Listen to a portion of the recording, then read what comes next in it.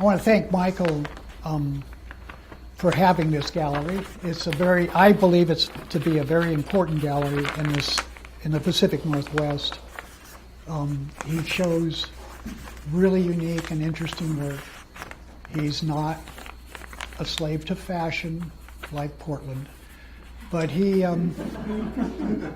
really experiments a lot, which I really like. I really appreciate. I'm going to give you a little introduction of who I am and where I came from. This is, for me now, I used to be a teacher and I used to have everything in my head, but I've got a degenerative nerve disease, which is going to close the chapter pretty quickly. But this, for me, is a very big show because it's a circular show. My first show was at the Friends of Photography Gallery in Carmel Valley, California, or Carmel, California. And it was in an ocean town in the middle of summer, and it was a great little show. I showed with Robert Heineken and a guy named Von Sternberg. But that is a world away from this and everything that went in between. My technical stuff started, I think, at the very early years were experimental for me in painting and in playing chess and just really intellectual kind of processes like that. And then I ended up surfing, became a surfer in Southern California. And I sat in the water for hours and days and weeks and months staring at the horizon line. And that had a very interesting effect on my intellect, but also on my vision. It kind of matured me very quickly in my vision. Noticing the subtle differences in everything that was happening and having to use the subtle differences as a way of discerning what I was experiencing. In surfing, I ended up being put into the draft pool. And so instead of being drafted for Vietnam, I ended up signing up with the Navy. And I had a dream of becoming a photographer because I had been just starting to use a camera. I had done some few paintings. They were okay, but they weren't anything special. The vision was there, but I wasn't very well developed. But in the Navy, I took the course that the Navy was offering them, which was started by Edward Steichen. And he's the guy who designed the course. And it went through everything from how to make your own film, how to make your own lenses, how to map territory in those days the computers were rooms as big as his galleries. All this technical information. I did some underwater photography there. I was in the porpoise pool when they were experimenting with porpoise. And then after that, I guess the education would be New York. I went straight to New York in the late 60s. I went to School of Visual Arts, which is probably the premier art school in New York at that time. I think it still is. I'm exactly the opposite of John. I'm completely invested in the culture at that time. I had lots of teachers who were very helpful. I don't really think, I think my thread starts there, really starts there, and runs through a lot of the work I saw and experienced, and a lot of the teachers' influences on me are very apparent in my work. I get bored quickly, in a sense, I guess, because I do something and I think I've finished it, so I move on to the next thing. And sometimes that next thing involves a completely different technical expertise, and so I have to learn that very quickly and go on to the next. The names of the people, of photographers who absolutely helped me during that period was George Tice, who had just started doing platinum. He was up in Rochester, and he had revived the platinum process. And so when we talked on the phone, he said, well, come on up and we'll go to Kodak and we'll look the formulas up on the processes, and then you can go have it made in New York. It was exactly what I did. And then I sort of flirted with color photography then, but not very much, because I was really more into the poetic aspects of photography. I feel the definition of photography now is flipped completely in the documentary or social responsibility type of photography, of like the culture is the main point of photography.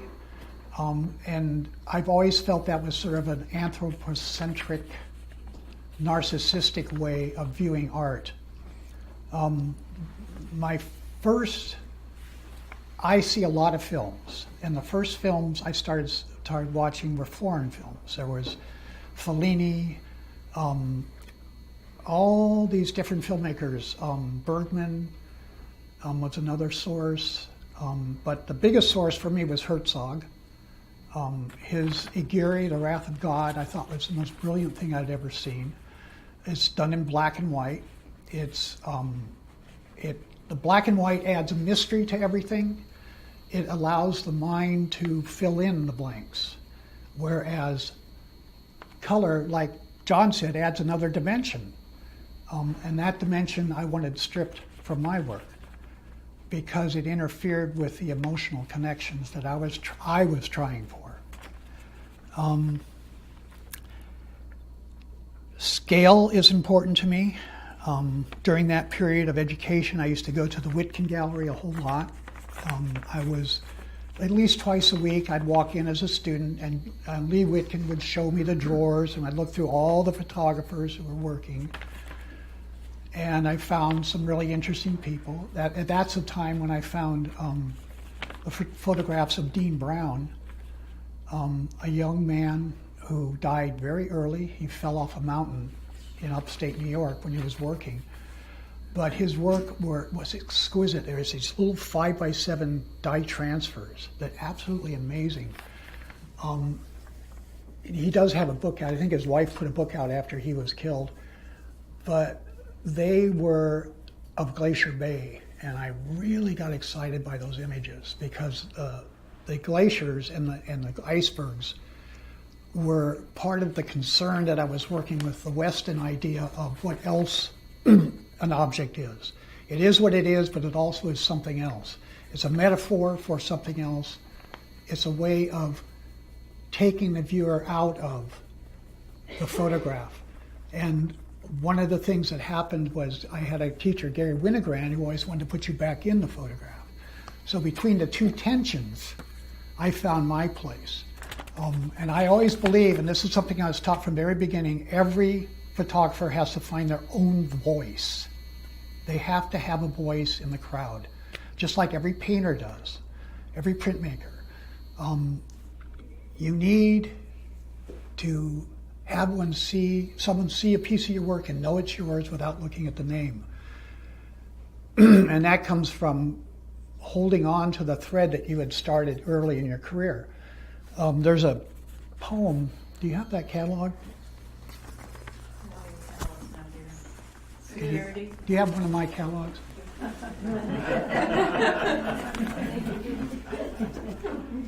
It was a great quote. Actually, it's a line from a poem by William Stafford, who I think is an amazing poet.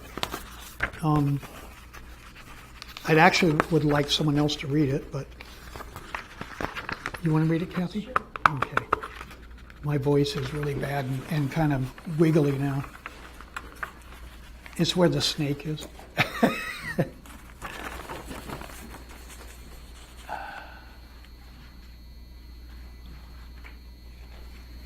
There. Ready? The way it is, there's a thread you follow. It goes among things that change. Excuse me. But it doesn't change. People wonder about what you are pursuing. You have to explain about the thread. But it is hard for others to see. While you hold it, you can't get lost. Tragedies happen. People get hurt or die. And you suffer and get old.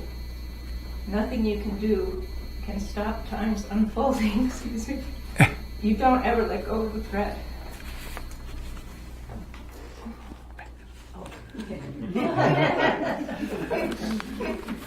So that thread follows through the work. And if you look at the work carefully, you'll see it.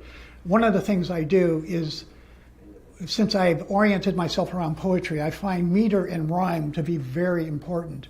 And the way I use rhyme is echoes. In other words, you see a shape in one photograph, it'll be in the sky, it'll be in the ground, the same architecture. That'll move to another photograph down the line. One of the things that just makes me decide to take a photograph is when I experience a situation where all of that comes together for me. And that happens, Glacier Bay it happened a bit, but it happens all the time. You'll see the clouds and the foreground and the middle ground all echo each other. And that unity is what I look for. So I work basically in dualities and how to combine those dualities into a unity. These ideas sort of predominate in the work, but they're not how I work. I work more like John works in the sense I go in with a blank slate. I'm hit with an image when I find it. It finds me in a sense. It's a synchronistic kind of awareness that happens with a lot of artists. They go into the zone when they're working, and that zone often includes just themselves, no one else. There are, well, Picasso was one example, and one of the things that really, one of his statements that really got to me was Herzog had done this movie about the caves in Altamira in southern Spain, and these are prehistoric, much older than these. These are cavemen paintings. And the way he describes it is you can go from gallery to gallery to gallery, and they've discovered animation. This horse does this, it does it a little bit more, a little bit more, a little bit more. And if you do it with the light, the way Herzog was doing, it goes from one gallery to another like that, it looks like the horse is moving, or the spear is being thrown. They discovered all kinds of shapes and forms, and they pulled them all out of nature. And his little statement was, after, where is it here? After Altamira, all else is decadence. Meaning, it's all done there. That Picasso was aware that art is inherent in the human, that it is, these forms are subconscious entities within us. I go to Jung's collective unconscious for describing that circle. But you can go into a situation or into a photograph, and you'll see that there are repeated forms that you identify with subconsciously. A lot of the figure work out here is meant to tap into subconscious relationships between humans and the world around us. Here's another quote. This is by Picasso again. Art is a lie that enables us to realize the truth. So for me, the art that we make gives us insight into, I guess, what we're chasing. And the thread is what we use to chase with. It's, in my case, it was my original dialectic, which is the same as the Greek dialectic, which is truth and beauty. And as that evolves, the truth comes out. John said it one way. I said, I already did it, Michael. Thanks. It's been done. Thank you, sir. Yeah.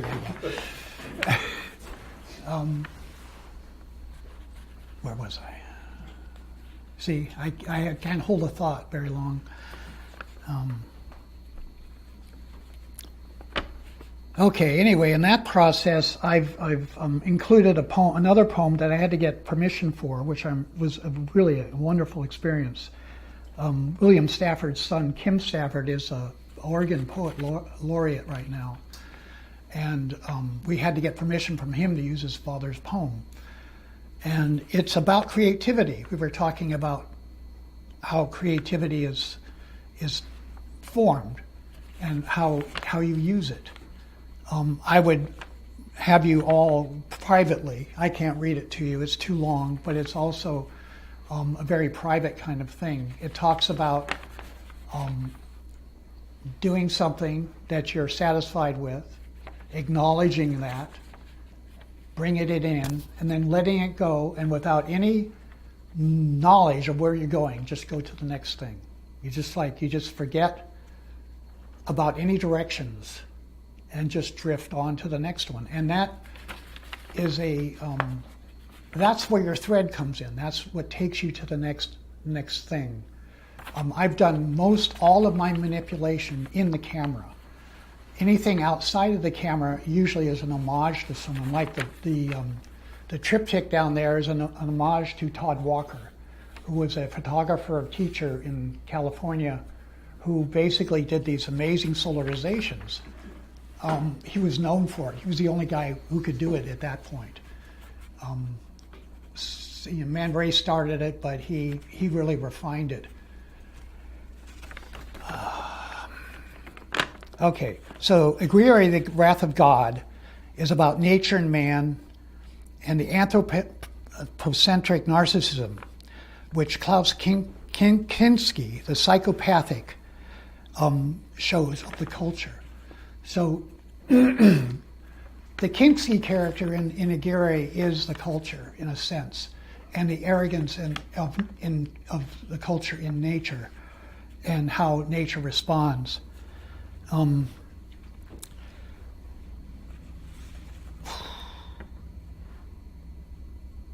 I'm getting ahead of myself here. Anyway, there's the 60s, there was a cultural push. And this is when I was in New York, near the end of it.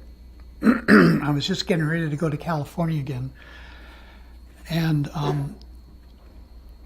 Ansel Adams, wonderful Ansel. In New York, we had a thing. We were very opposed to the commercialization of art. We were very adamant that it should not be subsumed into the commercial world. And at that time, it was starting to happen, just starting. Andy Warhol was getting his flames up. There was other artists, a couple other artists who were starting to sell their work, but photography had been untouched. Then Ansel sold a picture to the Folgers Coffee Company, which is one of the worst things you could do because the Folgers Company is really abusive. It grows, and he ended up putting the picture on the front of the coffee can. So one of my teachers, Imogen Cunningham, filled it with dirt, stuck a marijuana plant in it, put it in a box, and sent it back to him.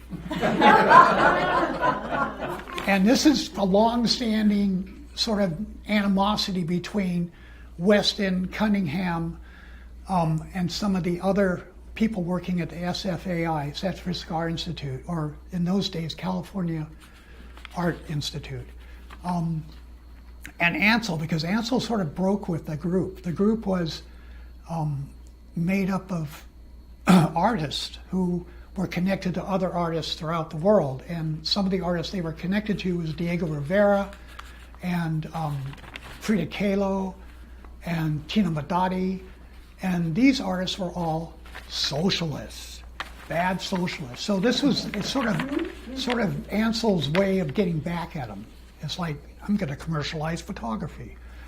And he was only the first. I mean, of course, it all broke down. And if I told a young person now that Ansel sold out, they'd have, what do you mean sold out? There is no sold out. There's no such thing now. Everything is commercial now. Everything has been monetized completely. And that's, to my mind, that's very sad because it's going to leave a lot of people homeless and whatever. And then, when you're young, you can do stuff that you can't do when you're older. As not, you can get the disease out of me and all that. But Martin Scorsese did a movie about Bob Dylan. And why doesn't the moderator asked, why doesn't he do the same kind of songwriting now as he did when he was a kid? And his answer was, his response indicating that he was young, there was nothing to lose, no ego, no competitiveness, which is also very, very negative in art, completely negative in art. It's antithetical. The image need not make sense, but the metaphor is visible. In other words, you may not have a sense of what the image is, but then the metaphor moves on to the next image or some way that you're using it. So what did Bob Dylan say? Well, he basically said that he could not do it anymore because when he worked as a young man, it just came out without thought. He just wrote, just blindly. And what's interesting is my aunt was friends with Joan Baez, who was his main squeeze for a while. My aunt was thrown in jail with Joan, protesting Cesar Chavez's being chased by the feds, and she actually put him up in the house in her home for a few months, and I ran into him there. But the thing was, it doesn't have to. You don't have to think about it. I think that's one thing John really pointed out. You are it. It is something you do, and you don't think about. You just march into it, and it's what you've learned and gleaned from the world that gives it form and content. So for me, watching all these films at an early age, reading lots and lots of stuff. I have many famous authors that I love. Thomas Pynchon was one who really influenced me. There's just, you've got to put all of that in sort of a lockbox in your brain, and it becomes part of you. And when you encounter something that fits that thread, you react to it. As an artist, you have to. So I know quite a few really well-established painters who seem to work that way. I mean, there's one right here. But he seems to react to the culture around him very strongly. Wink, wink, nudge, nudge.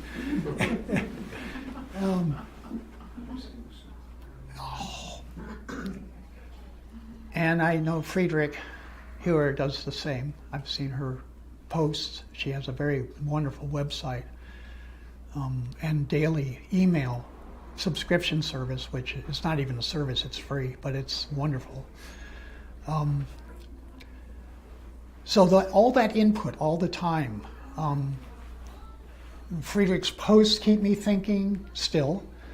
But in those days, it was all the older authors. Like I love the Impressionists, I love the paintings, I love the early photographers. I got a lot from them.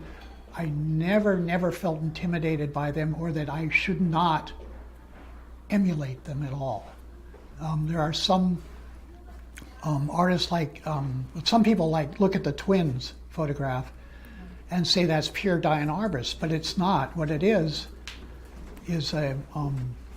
before I met Diane Arbus, before I had a class with her, this was taken in Syracuse, New York, on a snowy day. These two girls were out building a snowman, and I stopped and I looked at them, and they were identical twins. And I was so concerned with dualities at that time. The image that I shot and picked was the image where one has one countenance and the other has a complete opposite. One looks mischievous and one looks sort of straight, sort of content, sort of like rigid. It's very interesting in the play between the two girls. And I tend to try and do that with portraits, trying to create a tension. Now, I think since I can digress ad nauseum,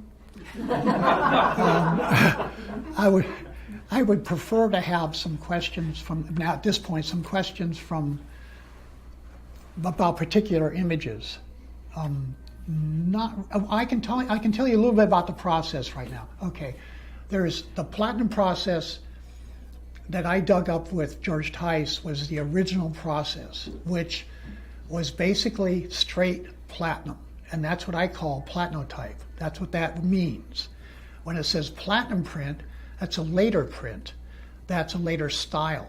That is a combination of platinum and palladium together. And the reason they do that is because palladium registers the low values much better than platinum.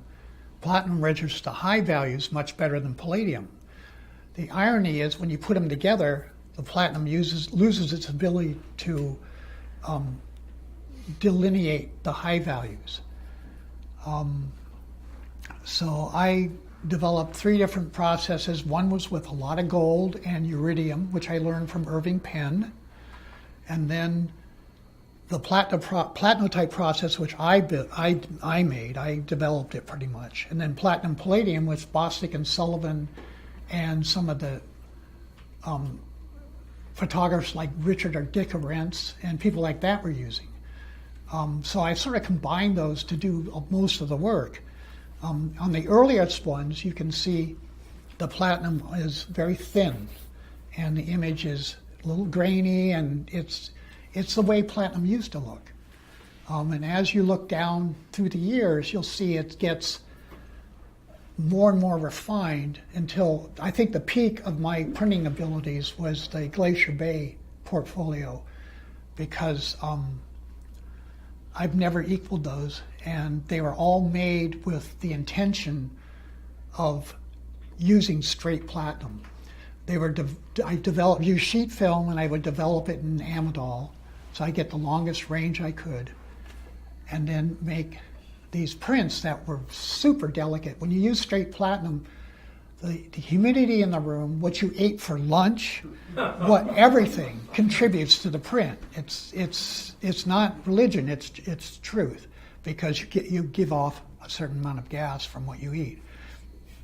The speed at which you coat the paper, the humidity of the paper, the humidity of the room, the temperature of the paper, the temperature of the room, all of these things can build up so that you can get a layer of platinum that lays right on the top. It doesn't sink in too far.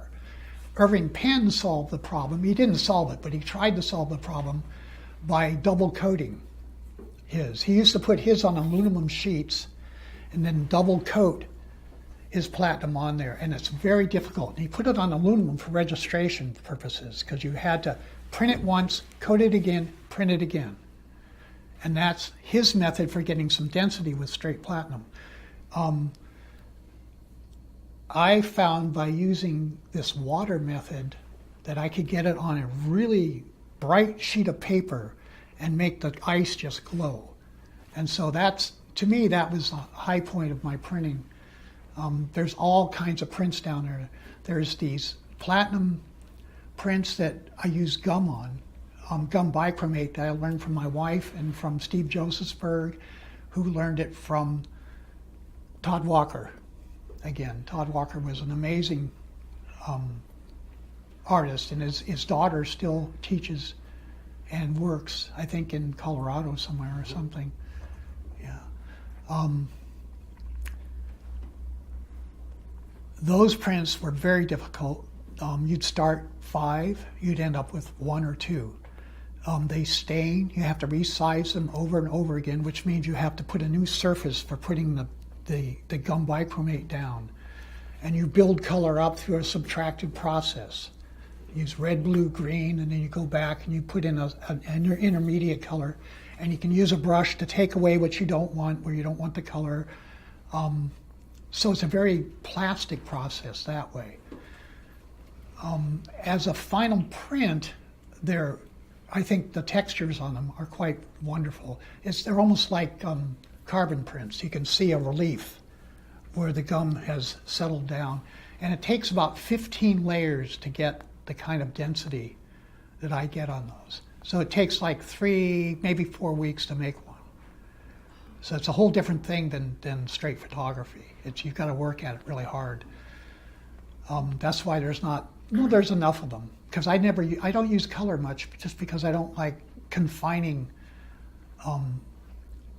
the vision of someone who's looking at them. I want the poetry to come through the forms and the strength of those forms.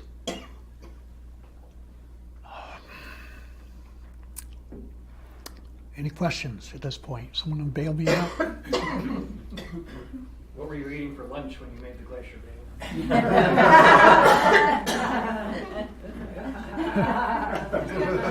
I wasn't cooking then, so I don't. What was I eating for lunch? I don't quite remember, but it is an issue. It's funny because some of the old text you read back around turn of the century. Steichen and Stieglitz both were users of this process, and they both make these little notations. No garlic. It's like, oh man. So the gases in the room do affect the coating reaction to the coating. I found one thing that was cool, that if you use, I think it was onion. You see, if you slice an onion, you can get platinum to solarize quicker. It was really interesting because I had an onion and I was just making a sandwich or something, and the thing solarized on me. I was going, why is that? And so I took it out. It didn't. I put it back in. It did. So by process of elimination, I realized the gas that was affecting the coating on the paper, because the coating has to be absolutely dead dry before you expose it. And most people would expose it with sun, which is the best way to do it. No darkroom anymore. Once you're one with the negative, you can work in room light, which is very, very nice. I really like that. The darkroom became very confining after a while. I was going to say something else.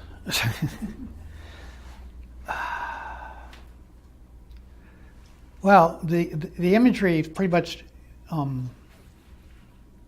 is one giant poem. You know, if you take the thread and run it through, there's a whole series called the Garden Series, which is meant to be a poem. And it's meant to appeal to your subconscious and your consciousness. It's something you can take with you internally and digest over time. And I believe that really good art is like that. Some of the best art I've ever seen is something I always carry with me. There's a great filmmaker, a new guy actually, Paul Sorrentino, who made this movie called The Great Beauty. And what was the other movie he made? I'll think about it. You'll think about it? Okay. There's another film he made. It was absolutely gorgeous. And he's using a mix of Fellini and Bergman and his own sensibilities in a really beautiful way. And that's kind of what I thought I was doing. Although at the end, I find at the end of my life and the end of doing this work, I find that the thread that she read to you is just unraveling now, going like that. And I really enjoy the process. I didn't do very many shows at all in my life because I didn't like competitiveness. I didn't like trying to please other people at all. It was more important to please myself. And no matter how complex it got, no matter how hard it was for people to see it, I just kept going. The scale, like I was starting to mention before, scale became a big problem for me because I was aware of the factor and this became acutely aware in a Paul Gauguin show. I was in a show, and there was these two people in front of me, and they were talking about the image, and they had basically ruined it for me. They started talking about, oh, he's a Christian, and all these are good Christians now. He's converted all the Tahitians. It's like, whoa. It has nothing to do with how I perceive it. That may be their perception, and fine, but it's not mine. And like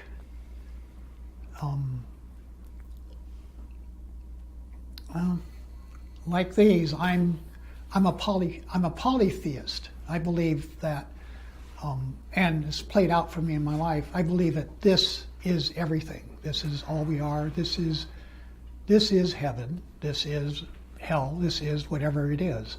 But there's nothing after it. And this is, if you will, I think David Attenborough said it good. This is God. This is all of it. So how you treat the world is